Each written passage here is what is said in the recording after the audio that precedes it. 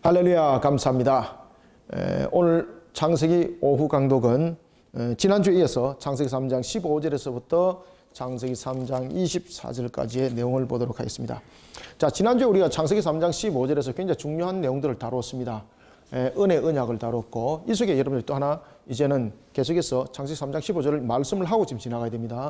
자, 우리가 창세기 2장 17절에 보면은 2장 17절과 창세기 3장 15절 명확하게 구분하셔야 되는데, 우리가 창세기 2장 17절을 우리가 행위 언약이라고 말하죠. 행위 언약이라고 말하죠. 선악을 알게 하는 실과를 먹게 되면 반드시 죽을 것이라는 이 행위 언약 속에서는 인간이 행위로서 인간이 영생할 수 있도록 창조되어진 것을 우리가 볼 수 있는 거죠. 자, 그러니까 하면 창세기 3장 15절은 우리가 은혜 언약인데, 이것을 무엇이라고도 합니까? 원시 언약이라고도 한다. 이 원시 언약은 뭔가 하면 복음의 시작이 여기서부터 시작되는 겁니다. 그래서 복음의 시작점이다. 그래서 원시 언약이다 라고 출발의 근원이라는 이야기죠. 그래서 은혜 언약을 말하고 있는데, 이 속에서는 인간의 행위가 아니라 이 속에서는 하나님이 이 속에 우리의 대속을 이루어짐으로써 은혜 언약이 성립이 되고, 그 다음에 이 속에는 무엇이 등장하는 겁니까? 그렇죠. 중보자가 속에 세워지게 되는 것이고, 이 중보자가 메시아로서의 그 역할을 감당하게 되는데, 이 메시아는 어떻게 되는 겁니까? 신성과 인성으로 오셔야만이 된다. 그것은 오늘 창세기 3장 15절에서 그 내용이 다시 한 번 더 조명되어지고 있고, 창세기 3장 24절까지 그 내용들이 조명되어집니다. 특히 오실 메시아가 중보자의 역할을 해야 될 이유가 있습니다. 그것은 뭔가 하면은 언약이라는 것은 당사자지 않습니까? 당사자. 그러면은 이 은혜의 언약은 하나님으로부터 오는 언약이죠. 하나님으로부터 오는 언약인데, 인간은 이미 그 행위로 인해서 언약을 맺을 수 있는 자격이 박탈당했죠. 그런데 언약은 그 인간이 영생을 다시 회복받으려면은 언약의 당사자는 인간이 되어야 되잖아요. 그러면 여전히 원시 언약, 은혜 언약에도 여전히 이 속에 언약은 하나님과 사람이죠. 그런데 여기서 하나님과 사람인데 이 속에 누가 들어오는 겁니까? 그렇죠. 중보자가 들어오는 겁니다. 중보자가 들어오는 겁니다. 그리고 이 사람은 여러분 아담인데, 이 아담 당사자인 그분이 오셔야 되는 것이죠. 그래서 이분이 중보자가 바로 이 당사자가 또 되는 겁니다. 그런데 하나님의 진노에는 우리가 인간이 죄로 인하여서 나타난 그 값은 두 가지의 값이 있습니다. 첫 번째는 창세기 2장 17절 그 행위로 인해서 반드시 죽으리라 라는 죽음의 값이 있었고, 두 번째는 하나님의 진노를 이끌어냈죠. 그러면 남은 것이 뭔가 하면 진노의 값인 거예요. 죽음이라는 것은 생명으로서 그것이 값이 지불이 될 수 있습니다만은, 이 진노는 어떤 진노입니까? 무한한 진노예요. 무한함의 진노이기 때문에 이 진노는 인성으로 해결될까요? 안 될까요? 안 됩니다.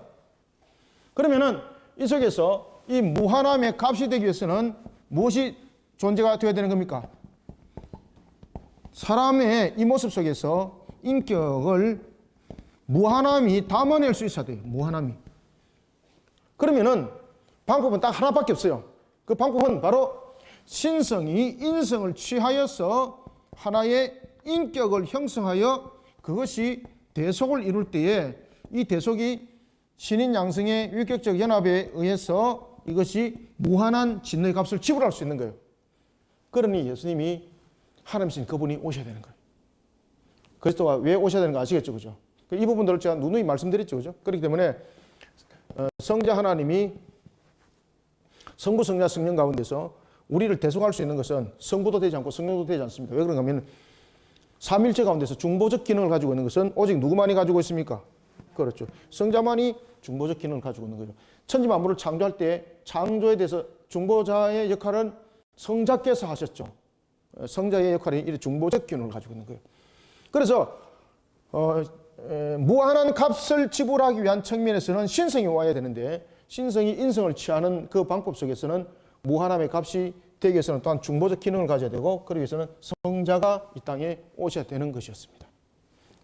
자, 이런 속에 우리가 또 하나 창세기 2장 17절과 자, 창세기 3장 15절에서 우리에게 주시는 말씀이 있습니다. 선악을 알게 하는 실과를 먹는 날에는 반드시 죽으리라라는 것은 자, 죽음은 두 가지의 죽음을 이야기를 하고 있었다. 죽음은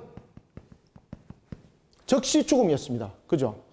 그런데 창세기 2장 17절에 보면은 선악을 알게 하는 실과를 먹은 날에는 반드시 죽으리라 했지만 즉시 죽었습니까? 안 죽었습니까? 즉시 안 죽었죠. 그런데 성경에서 나타나는 지난주에도 이제 말씀을 봤습니다만 이 죽음에는 두 가지가 있었더라. 하나는 영적 죽음이 있었고 또 하나는 육적 죽음이 있었더라. 육적 죽음이 있었더라. 영적 죽음은 무엇으로 나타났습니까? 지난주에 우리가 공부를 했죠. 지지난주에 공부했죠. 영적 죽음은 무엇으로 나타났습니까? 하나님과의 영적 교통의 단절입니다. 영적 교통의 단절. 이것이 즉시 죽음으로 일어났던 거예요. 그러면 생명이 즉시 죽어야 되잖아요. 그런데 이 생명은 육적 죽음에 대해서 즉시 죽음이 발생이 되면서 이 속에 무엇이 함께 작동이 됐을까요? 그렇죠. 은혜 언약, 구속 언약이, 행언약이 그 발동이 동시에 이 원시 언약, 은혜 언약이 동시에 발동이 된 겁니다. 그러면은 창세기 2장 17절에서 반드시 죽으리라라는 이 죽음에 대해서 이게 행위 언약이 여기서 작동이 되었습니다. 행위 언약이 작동이 될 때에 즉각적인 죽음이 실행이 되었는데 이 속에서 죽음이 멸한 것은 아닙니다. 죽음이 멸한 것은 아니지만은 그 죽음이 즉각적 죽음으로 나타나지 아니하고 그것이 창세기 3장 15절에서 연수와 그리고 그 생명의 연한을 통해서 죽음이라는 것이 성립되었어요. 그러면은 이런 죽음의 성립이 어떻게 해서 만들어지게 됐는가 하면은 바로 은혜 언약 속에서 이 은혜 언약 이 속에서는 이것이 창세전에 맺었던 구속 언약이 작동이 되는 겁니다. 구속 언약.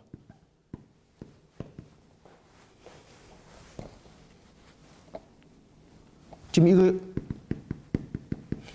인지되었습니까? 창세전에 하나님께서 우리를 구원하시기로 예정하시고 그리고 어떻게 구원하실 것인지 예정 작정하시고 그것이 역사 속에서 섭리 가운데서 일어나게 됩니다. 이것이 창조 때라면은 창조 전에 하나님께서 우리에게 구속 언약을 맺습니다. 이때에 이 구속 언약 속에서는 성자가 둘째 아담이 될 것이 그리고 둘째 아담이 돼서 그 대속을 이룰 것이 이 속에서 세워지게 되는 겁니다. 따라서 이 구속 언약은 우리의 행위로 나타나는 것이 아니죠. 그렇기 때문에 우리의 행위로 나타나는 것이 아닌 언약들은 이것이 은혜 언약으로 작동이 되는 거죠. 따라서 창세기 2장 17절에 행위 언약이 일어나는 동시에 인간은 죽음의 상태로 즉시 죽어야 되는 거예요. 육신도 즉시 죽어야 되는 거예요. 그런데 영은 분명히 하나님과 그 관계적인 측면에서 교통이 단절이 일어났는데 육신은 죽지 않았습니다. 그 육신이 죽지 않았던 이유는 어떤 이유가 발동이 됐던 겁니까? 바로 이 은혜 언약, 구속 언약이 행위 언약이 파기됨과 동시에 이것이 동시에 0.001초도 안 틀리고 발동이 바로 작동을 했던 겁니다. 만약에 행위 언약이 먼저 작동을 하고 은혜 언약이 10초 뒤에 작동했다. 그러면 은혜 언약은 소용없습니다. 왜? 이미 죽은 상태, 끝난 상태인데 뭐.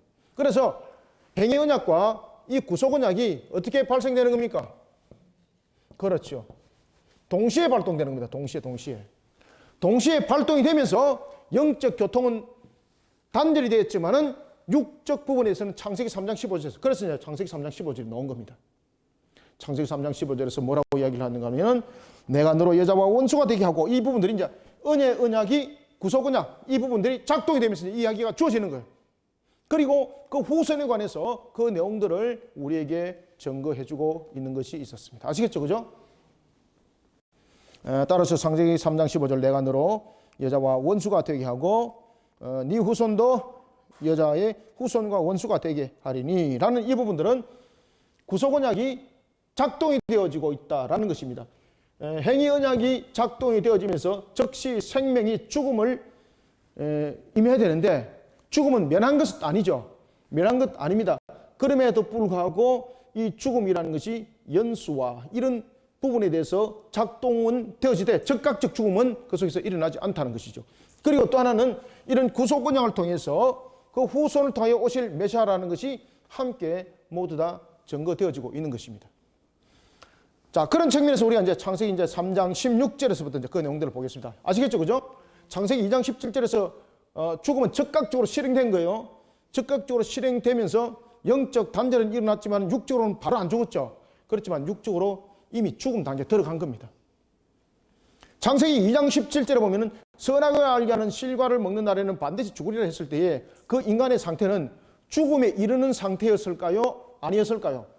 영생할 수 있도록이라는 것은 죽음의 상태에 놓여있지 않았습니다. 지금 이해되고 있죠? 그래서 인간이 나이가 들어서 죽는 것도 창세기 2장 17절에 이 말씀이 성립이 되었기 때문에 나이가 들어서 죽는 거예요. 그런데 즉각적으로 죽어야 되는 거예요. 그런데 즉각적으로 죽지 않았던 것은 무엇이 작동했습니까? 창세 전에 맺었던 구속언약이 작동이 동시에 된 거죠. 동시에 되면서 이것이 창세기 3장 15절의 언약과 연결이 되는 거죠. 그래서 사람이 죽음은 연수에 의해서 그 죽음이 즉각 발생하되 어떻게 발생했습니까? 죽음이 즉각 발생했습니다. 죽음이 즉각 발생하되 죽음이 거기에서 바로 죽는 것으로 결단된 것이 아니라 연수를 살아서 죽는 것으로서 그것이 즉각적으로 발동되었다. 그 원인이 어디에 있었을까요? 구속언약, 은혜언약 여기에 있었다. 그리고 메시아에 관한 그 후손을 통해서 우리의 생명이 다시 회복될 것이 또한 구속언약에서 맺었던 것이 창세기 3장 15절에서 즉각적으로 함께 발동이 됩니다. 자, 이런 속에 우리가 또한 내용들을 우리가 쭉 봅시다.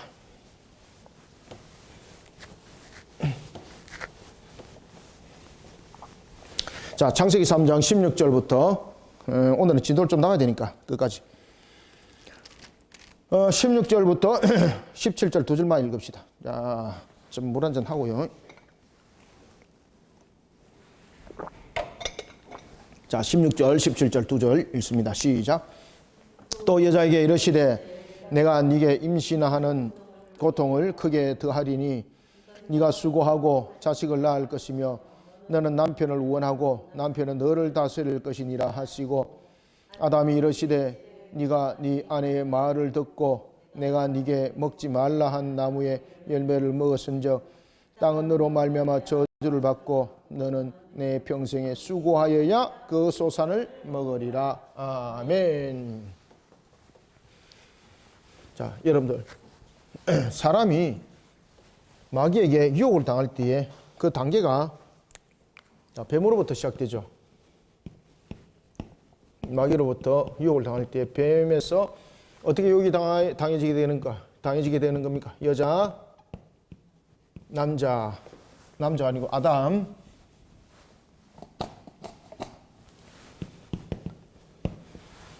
자, 하나님께서 이게 인간이 죄를 범함이 이런 순수가 주어졌다면은 하나님께서 창세기 3장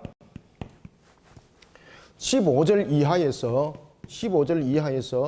이제 말씀을 하실 때에 여러분 잘 보십시오. 창세기 3장 15절에서는 뱀에게 심판을 말하고 있죠. 자, 그런가 하면은 남자와 여자에 대해서는 이 부분들을 갑과 회복을 함께 설명하고 있습니다. 그죠?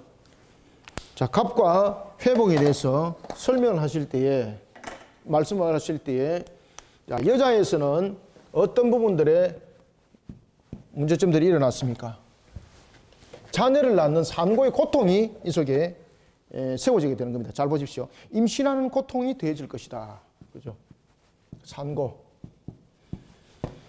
원래는 임신하면은 산고가 있었을까 없었을까요? 없었습니다. 자, 어떤 사람이 이런 말 합니다. 인간이 죄를 범했기 때문에 그 죄값으로 자녀를 낳게 되었다라고 말하면은 이거는 틀린 거죠. 왜냐하면은 여기서 잘 보십시오.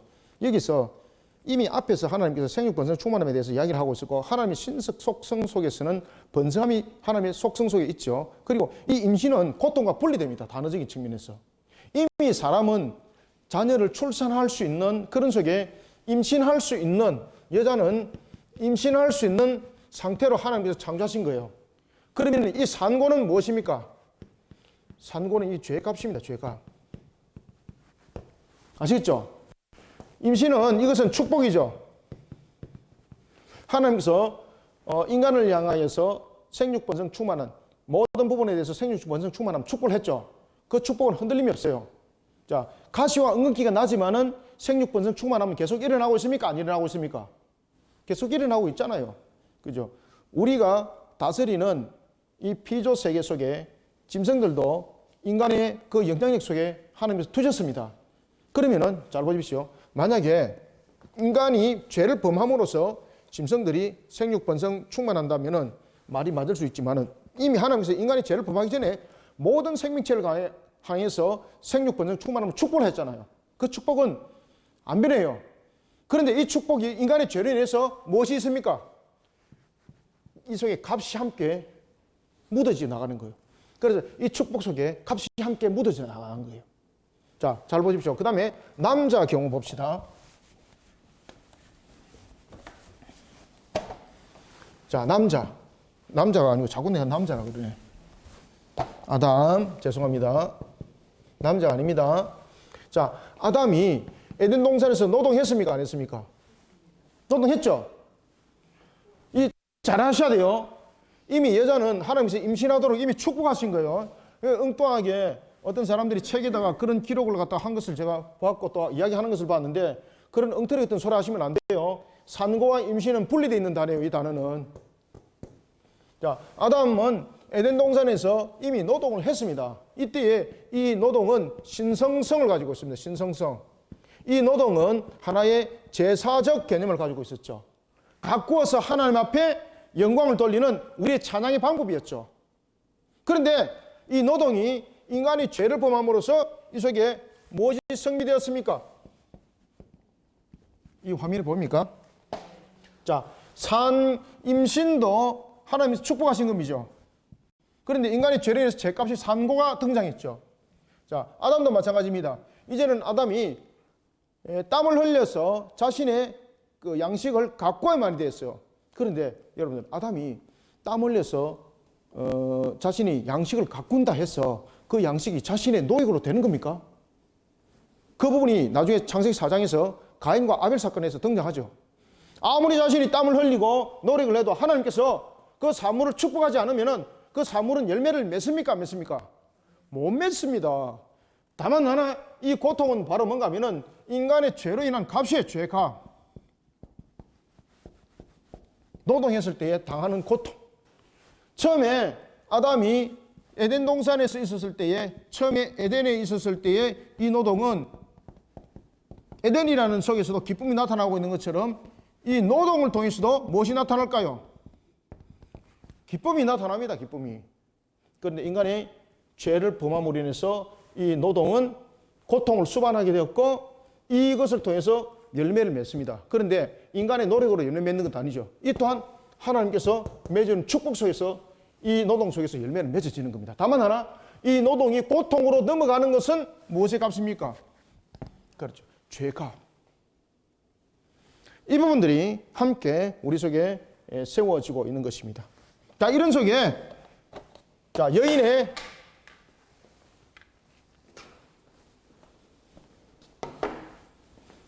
여인의 산고와 남자의 노동에 대한 고통. 자, 첫 번째 여인의 산고와 두 번째 아담의, 죄송합니다, 남자 아니고 아담의 노동에 대한 고통. 세 번째 땅에서 나는 가시와 엉겅퀴.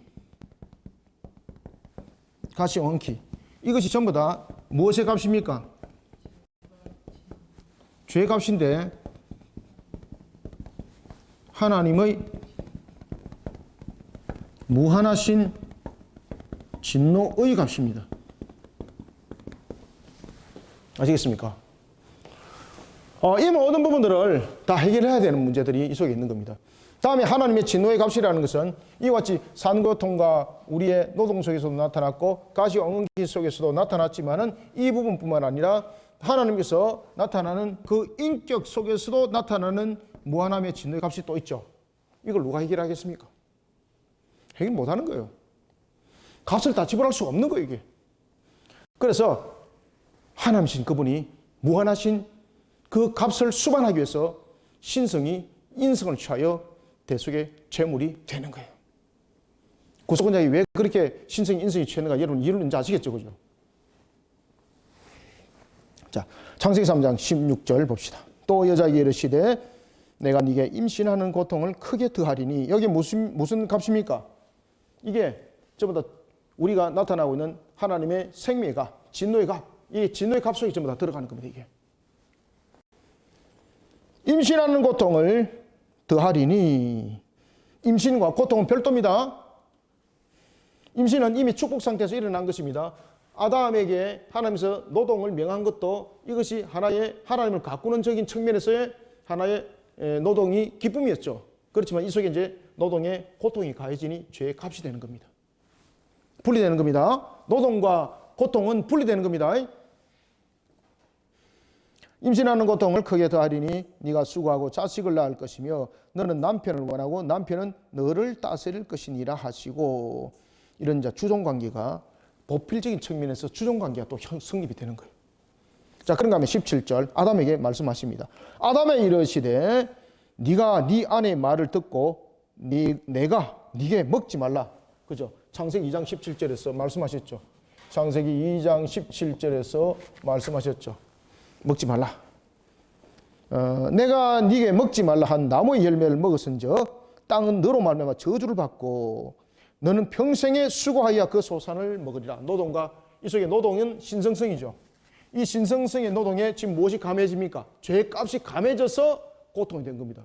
이 사람들은 우리가 무슨 원한이 있어서 이렇게 일평생 일하면서 살아야 되나? 원래 노동은 축복이에요. 축복. 하나님이 기뻐하는 우리를 통하여 받으시는 찬양의 방법이었어요.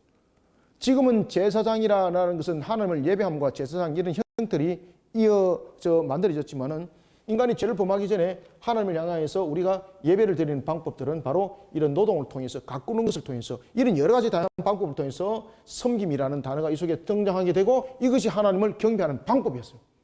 새는 공중에서 날면서 하나님을 찬양하고 경배하고 물고기는 물속에서 헤엄치면서 하나님을 찬양하고 경배하는 이런 모습처럼 말입니다. 자, 이런 속에 평생 수고하여 네 소산을 먹으리라 라고 말하고 있고, 그 다음에는 이제 세 번째 가시와 엉겅퀴에 대해서 말합니다. 자, 18절 한번 읽읍시다. 시작. 땅이 네게 가시 덤불과 엉겅퀴를 낼 것이라. 네가 먹을 것은 밭의 채소인저. 19절 20절. 네가 흙으로 돌아갈 때 얼굴에 땀을 흘려야 먹을 것을 먹으리니 네가 그것에서 취함을 입었음이라. 너는 흙이니 흙으로 돌아갈 것이니라 하시니라. 아멘. 자, 여기서 중요한 말씀하시죠. 너는 흙이니 무엇으로 돌아갈 것이다? 흙이니 흙으로 돌아갈 것이라 라는 것이 이것이 바로 죄의 값입니다. 죄의 값. 죄의 값으로서 말하는 이것이 사망인 것입니다. 죽음. 인간이 원래 흙으로 만들었잖아요. 흙으로 만드는데 흙으로 돌아간다는 것은 우리의 가치적 부분들을 다시 한 번 더 우리에게 떠올리게 하는 거죠. 우리의 가치가 아주 존귀함에도 불구하고 그 가치는 여러분 흙입니다. 사소한 흙을 하나님께서 가치 있는 모습으로 만드는 가치인 것이죠.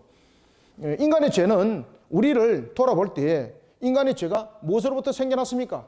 하나님을 향한 교만, 하나님의 말씀에 대한 불신, 불순종, 그죠? 요 세 가지 속에서 나타났죠. 하나님을 향한 교만과 그리고 하나님을 향한 불신과 하나님의 말씀에 대한 불순종. 이 측면에서 우리의 가치를 돌아보라는 거죠. 무슨 존재입니까? 흙이라는 존재, 흙이라는 존재. 흙이라는 존재가 감히 하나님과 같이 되려고 했다는 거죠. 이 말이 됩니까, 이거? 그래, 가진 측면에서 흙이 어떻게 여러분들 하나님이 될 수 있어요? 무한하신 하나님이 될 수 있어요? 우리는 흙입니다. 우리는 신이 될 수 없어요. 우리가 만약에 등들이에 날개를 달고 날아다니는 결정정 우리는 신이 될 수 없어요. 천사는 여러분 공중을 날아다니잖아요. 그래도 천사는 신이 될 수 있을까 못 될까요? 못 돼, 여러분들. 피조입니다, 피조. 피조되지 않은 것은 오직 하나님 한 분뿐인 것인 거예요. 하나님이 우리를 완전하게 만들 때에 또 다른 신으로 만들었다면 하나님은 그 창조는 실패작이에요. 이래서 하나님께서 우리를 만드신 모든 이유는 하나님이 경배받음이죠. 그래서 웨스트민스터 대로문답, 소요문답이 제1문 1답에 그 이야기를 하지 않습니까? 하나님이 우리를 창조한 목적은 무엇인가? 그러니 교만과 불신과 불순종 속에 있는 모습 속에 너희들은 너희들의 가치와 너희들의 본 모습을 돌아보라는 이야기죠. 흙이니 흙이니. 그래서 항상 우리는 하나님을 경배하고 하나님의 말씀에 순종하고 하나님을 신뢰하는 속에 우리는 세워져야 될 존재라는 것을 절대 잊지 마라. 이것이 흙이니 흙으로 돌아갈 것이다 라는 속에 함께 강조점을 주고 있다는 사실입니다. understand? 이해됐습니까? 네. 그래서 이 노동은 죄의 결과가 아닙니다. 원래 노동은 무엇이었습니까? 원래 노동은 창조 역사 속에서 인간이 이루어가야 될 하나의 신성적인 가치였어요. 하나님을 경배하는 방법이었어요.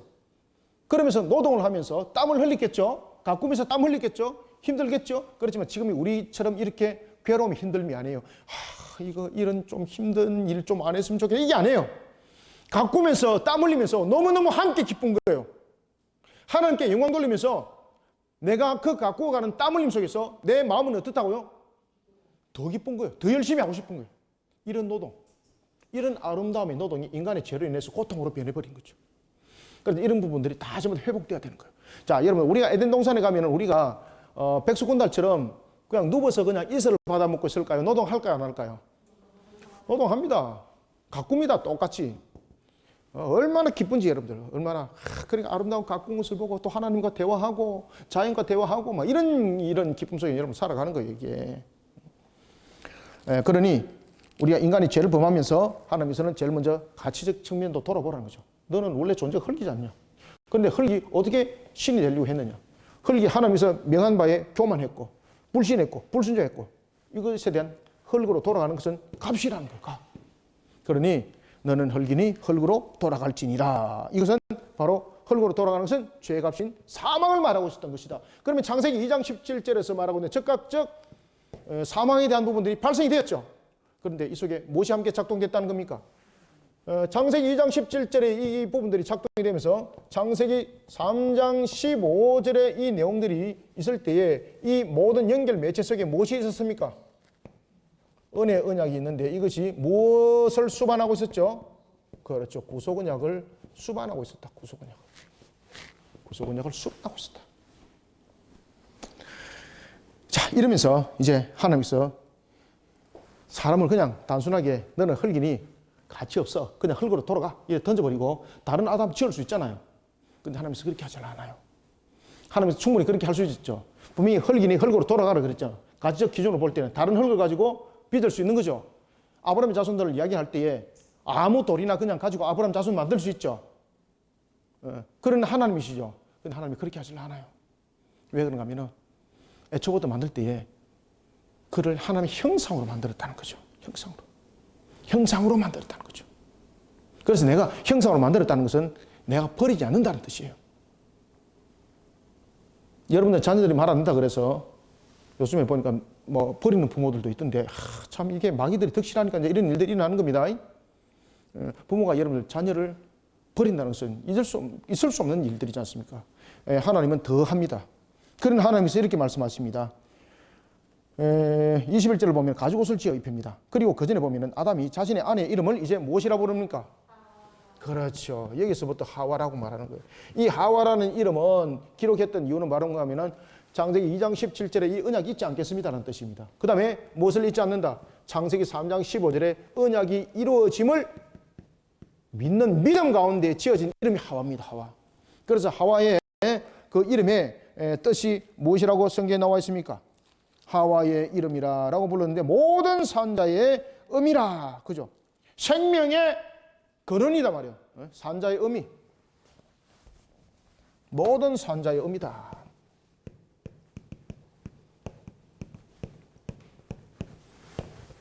여기서 생명이 나아짐을 말하고 있는 거죠. 생명.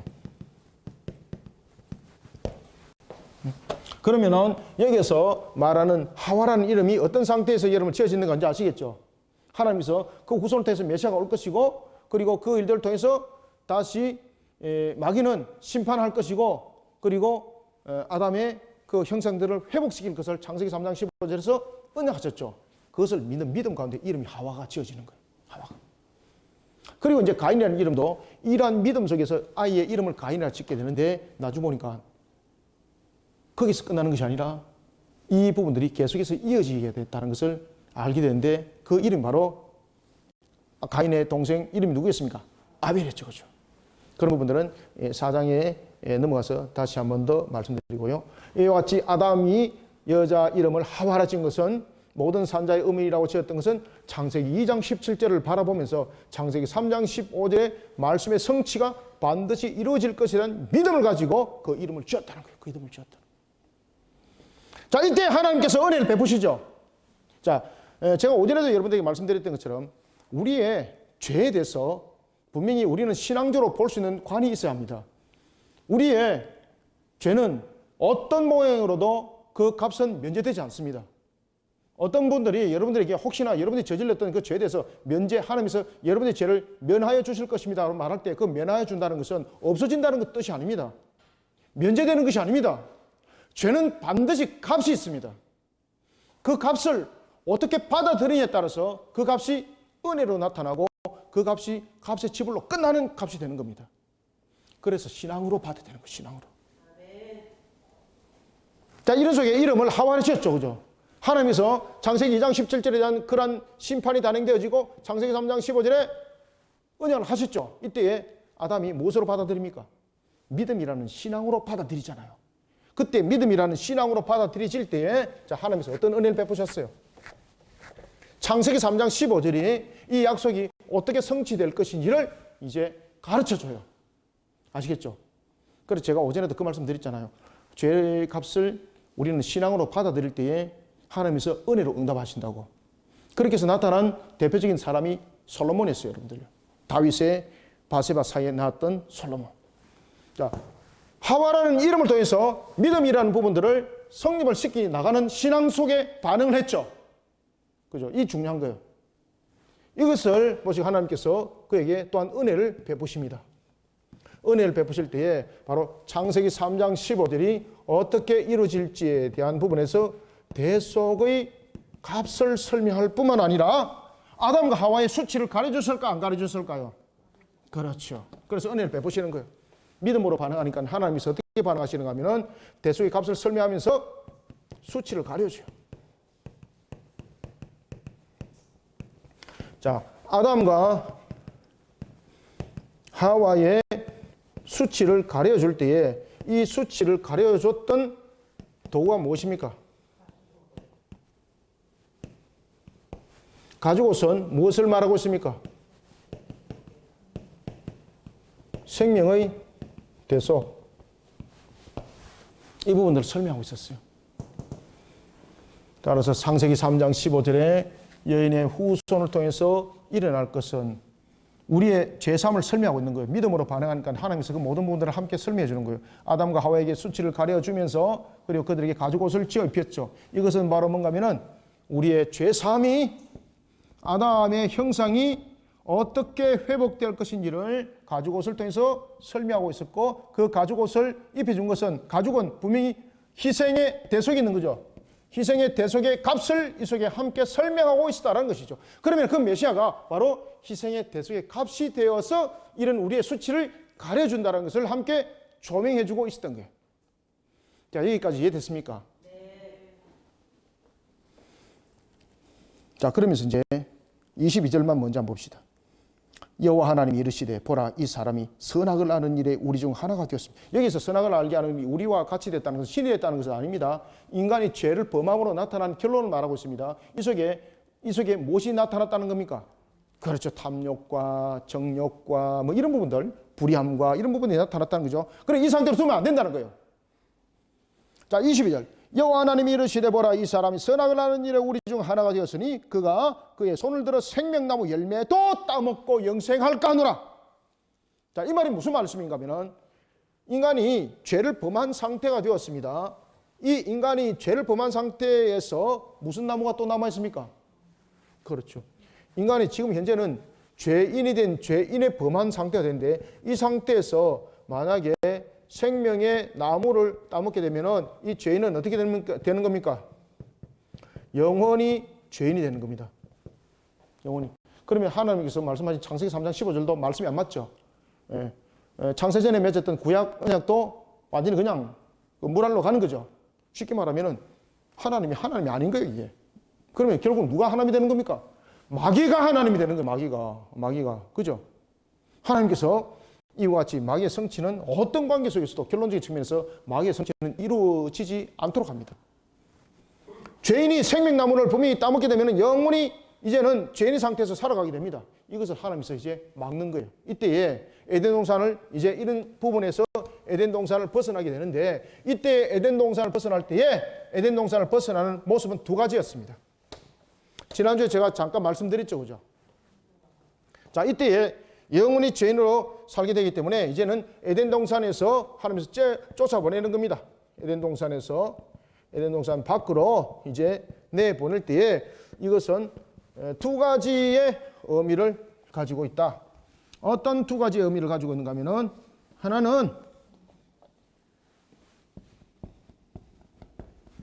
두 번째는 이 보입니까? 샌드는 여러분 무엇입니까? 보내다죠. 그런데 이 보내다는 것은 어떤 의미에서 보내다는 겁니까?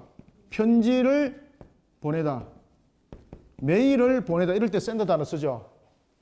맞습니까? 그 다음에 드라이브 아웃이라는 것은 뭔가 하면은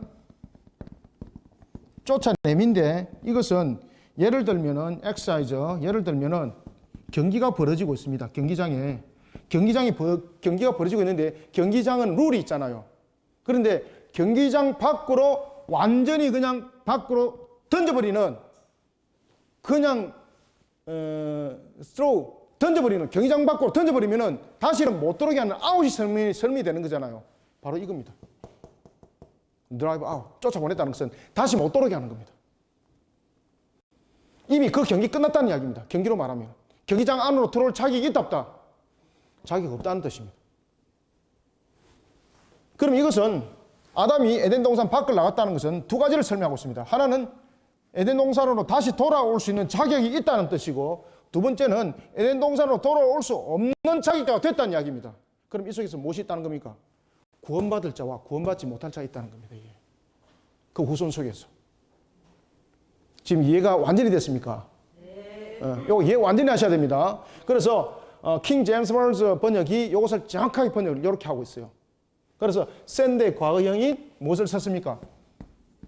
그렇죠. 센트를 썼고, 드라이브 아웃의 과거형인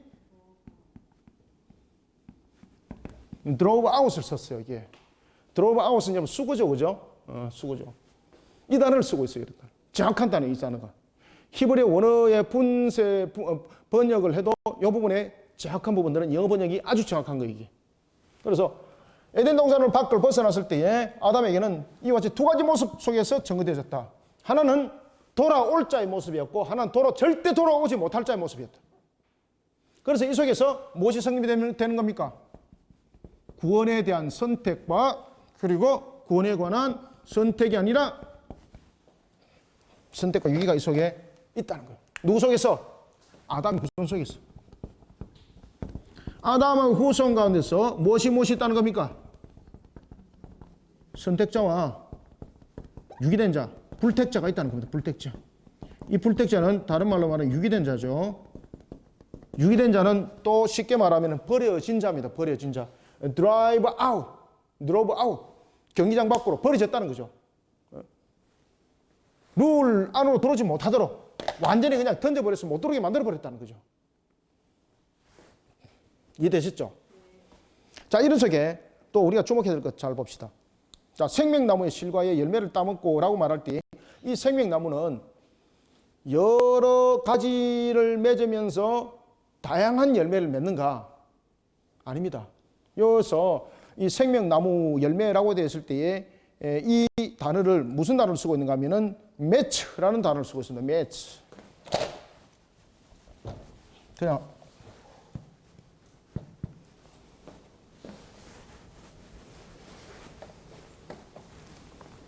이 매츠라는 이 단어를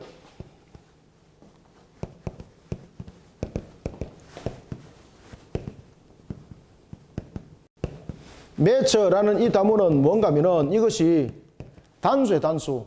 단수의 열매예요. 단수의 나무의 단수의 열매.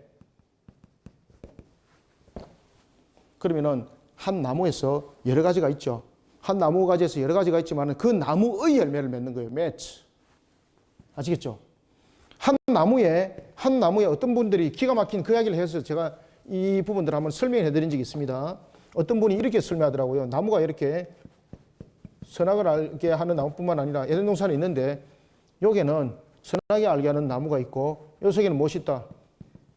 생명나무가 있고 그래서 각종 나무의 실과다 이렇게 말하더라. 이거 어디 갖고 그래 상상의 날개를 펼치는지 모르겠습니다. 히브리 원에서는 이 단어 설명 그렇게 안 해요. 히브리 원에서는 그래서 매체라는 단어를 딱 써요. 한 나무에 한 가지가 아니라 한 나무에 한 열매.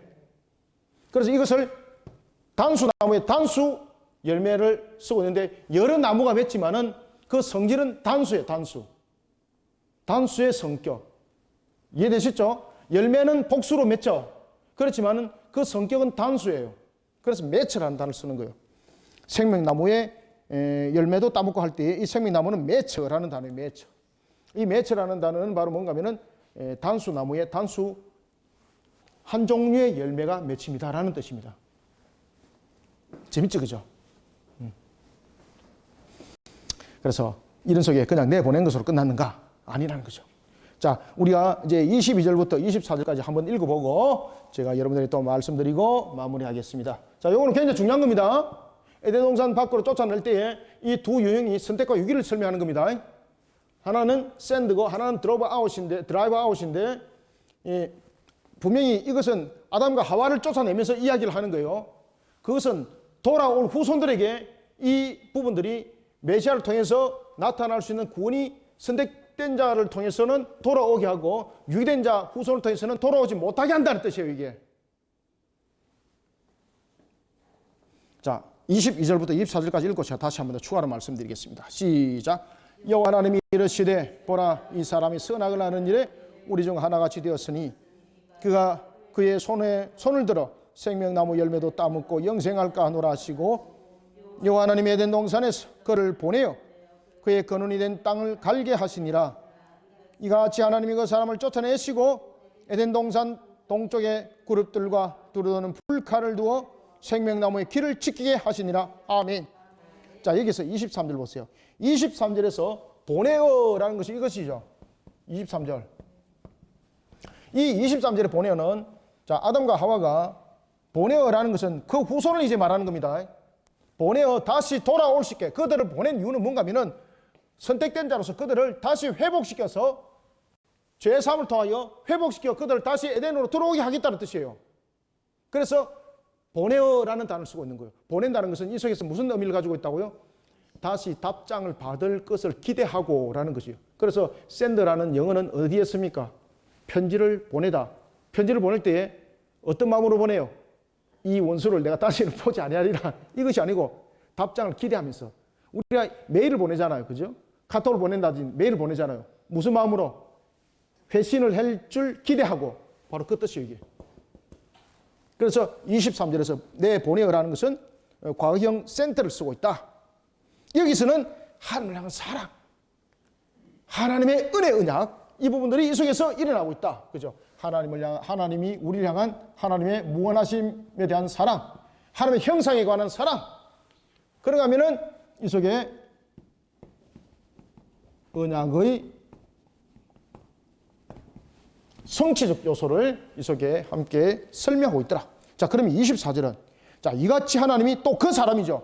자, 그 사람 잘 보세요. 자, 여기서 주목하십시오. 자, 여기서 그들은 둘이죠. 그죠? 여기서 아담의 후손들이죠.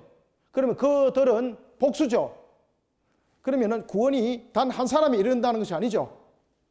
그들을 내보냈지만은 그들의 후손을 통해서 그들의 후손이 복수로 오는 거예요. 자, 그럼, 예? 그를.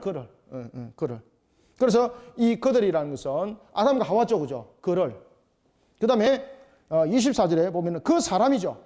여기서 주목하셔야 돼요. 그를과 그 사람을 주목하셔야 돼요. 여기서 그를이라는 것은 믿음 신앙 속에서 이제는 걸어나가는 그들의 모습, 가죽 옷을 입은 그들의 모습 속에서 그들의 후손들을 다시 불러 모을 것을 말하고 있고, 그 다음에 뒤에 보면은 24절에서 그 사람이죠. 여기서 그 사람은 무슨 단어를 쓰고 있습니까? 죄인이죠, 죄인. 그죠? 여기서 그 사람은 바로 아담이죠, 아담.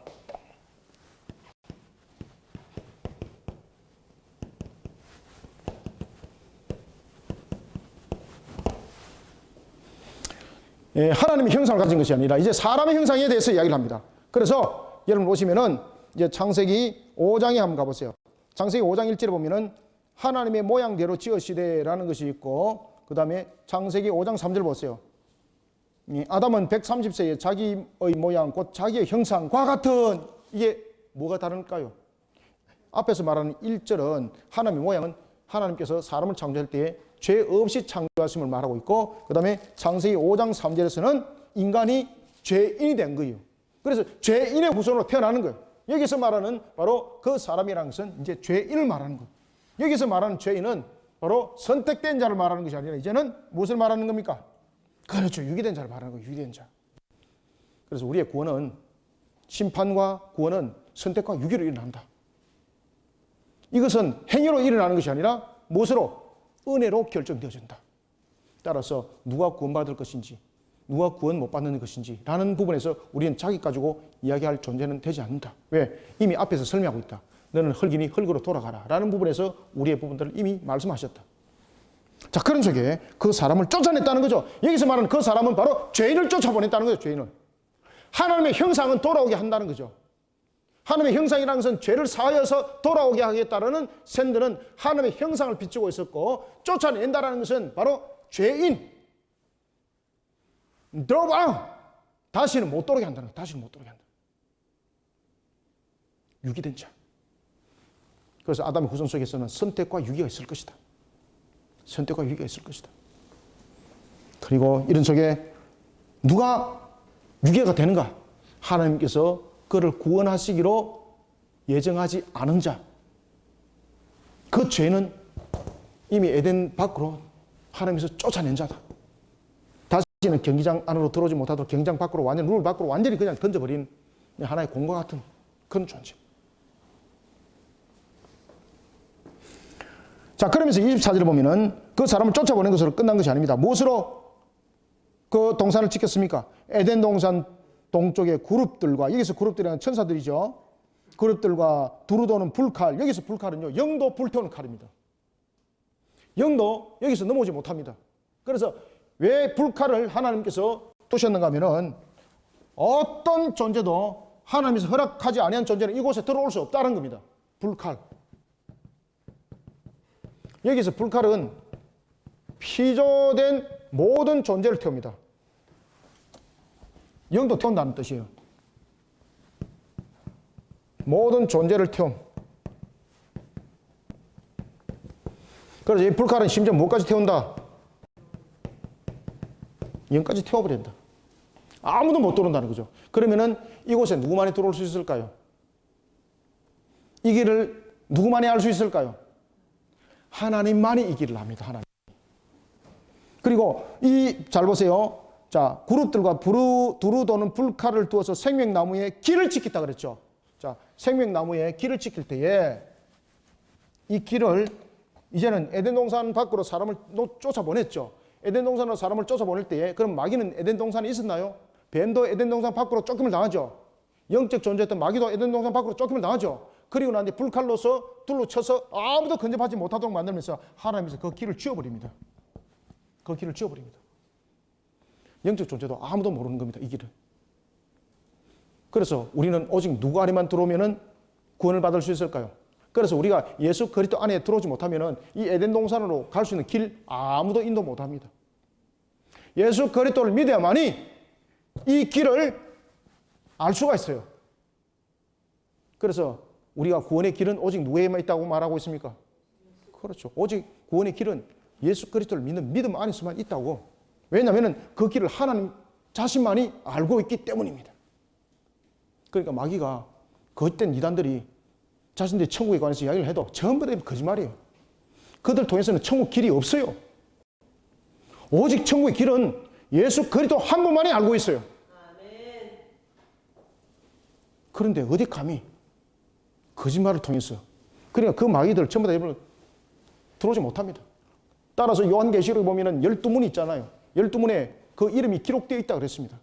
기록되지 못한 자는 오지도 못합니다. 그런데 더 중요한 것은 유리바다를 못 건넙니다. 유리바다 속에 건널 수가 없어요. 하나님의 택한 백성이 아니고는 그 유리바다를 건널 수가 없어요, 여러분들요. 왜냐하면 그 유리바다 속에서 모든 것이 다 실제가 다 드러나 버리기 때문에 아무도 못 건너요. 자, 오늘은 이와 같이 창세기 3장 16절에서부터 24절까지 우리가 함께 보았습니다. 자, 하나님께서 우리와 같이 선택과 유기 속에도 말씀을 주셨고, 또한 이런 속에 우리를 어떻게 구원하실 것인지, 우리로 하여금 선악을 알게 하는 실과를 먹고 영생하지 못하도록 우리를 쫓아보내었으니 다시 돌아오도록 회복시키는 측면에서 이것은 은혜라는 거예요. 그죠? 이것은 은혜라는 거죠. 그러면은 에덴 동산 밖으로 내보낸 것은 바로 심판이라는 거죠. 그리고 이 속에는 또 무엇이 함께 있더라? 선택과 유기가 이 속에 함께 또 있더라. 은혜와 심판이 있는가 하면은 선택과 유기를 이 속에 함께 설명하고 있더라. 이해되셨죠? 그래서 에덴 동산 밖으로 내보낸다는 것은 이것은 은혜입니다. 어떤 은혜입니까? 다시 돌아오는 은혜이기도 하지만은 인간이 선악을 알게 하는 실과를 먹은 상태에서 영생할 수 있는 나무의 실과를 따먹게 되면은 악한 상태에서 영원해지잖아요. 그렇게 하지 않도록 내보내는 거예요. 내보내는 거. 은혜의 베푸심이죠. 자, 그런가 하면은 또한 동산 밖으로 내어 쫓으면 무엇을 말하고 있는 겁니까? 악에 대한 심판을 말하고 있습니다. 어떤 관계 속에서도 하나님의 거룩성은 악과 함께 할 수 없는 거죠. 그래서 에덴 동산 밖으로 쫓아보내는 겁니다. 자, 그런 은혜와 심판이 에덴 동산 밖으로 내보내는 것 속에서 설명이 되었고, 그 다음에 두 번째 설명은 무엇입니까? 선택과 유기를 설명하고 있습니다. 이것은 여러분들이 이미 제가 말씀을 여러 차례 들었기 때문에 말씀을 안 드렸고, 뒤에 것은 이제 추가로 말씀드린 거죠. 이거 두 가지 다 함께 보셔야 돼요. 그래서 제가 지금 마치는 측면에서 다시 한 번 더 재점검해 드리는 겁니다. 이것을 여러분들이 참고하시면 감사하겠습니다. 자, 오늘은 여기까지 하겠습니다. 기도하겠습니다. 살아계신 아버지 하나님, 주께서 베푸시는 은혜를 감사드립니다.